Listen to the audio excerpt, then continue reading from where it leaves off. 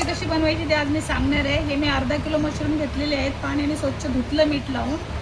आता मी मशरूमला मसाला कसा लावायचा ते सांगते। हे पहिलं मीठ टाकून घेते, हळद टाकते, भाजलेले जिरा पावडर आहे, भाजलेले जिरा पावडर टाकते 2 चम्मच, हे 2 चम्मच धनिया पावडर टाकते, तिखट मसाला टाकते 2 ते 3 चम्मच, हे दही टाकते 2 चम्मच। हे सगळे मसाले असे मिक्स करून घ्यायचे। हे बघा हे सगळं मिक्स झालेलं आहे। ह्याला 15 ते 20 मिनिटं मी असंच ठेवून देणार आहे। मशरूमच्या भाजीसाठी मी वाटण बनवते, त्याच्यासाठी हा कांदा टाकले, 2 कांदे कापून टाकलेले आहे, हे लसूण आहे टाकते एक, आणि हे थोडंसं अद्रक आहे। मशरूमची भाजी कशी तडका द्यायचा त्याला ते सांगते। बघा हे तेल टाकणार आहे, हे 5 पुरण टाकते 1 चमचा, हे 2-3 सुकी मिरची,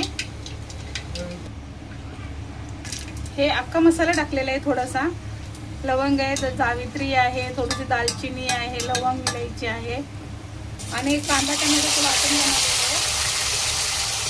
आहे। वाटण टाकलेलं आहे त्याच्यासोबत मी असं झाकून भाजणार आहे। भाजल्या गेलेलं आहे, मी असं मध्ये मध्ये काढून थोडंसं ह्याला हलवत गेली, आलटी पलटी करत राहायची। आता थोडं भाजलेलं आहे, आता मसाले ॲड करते ह्याच्यामध्ये। मी एकदम थोडंसंच मीठ टाकणार आहे, कारण तो मीठ मी ह्याला मशरूम लावलेलं आहे। 1 चमचा धना पावडर टाकते, 1 चमचा जिरा पावडर टाकते, हळद पण थोडीशी टाकते, तिखट मसाला, हे असं मिक्स करून घेते मसाल्याला सर्व।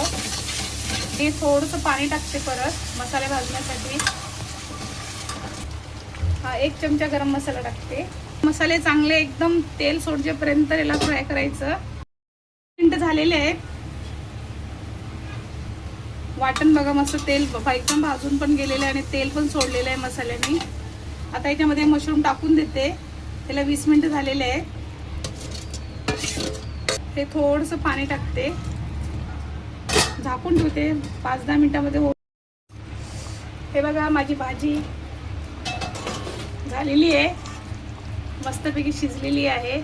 अशी करून बघा तुम्ही, भाजी एकदम ढाब्यासारखी वाटते, असं वाटतं आपण हॉटेलमध्ये खातो ही भाजी। अशी रेसिपी माझी करून बघा, आवडली तर लाईक करा, शेअर करा, कमेंट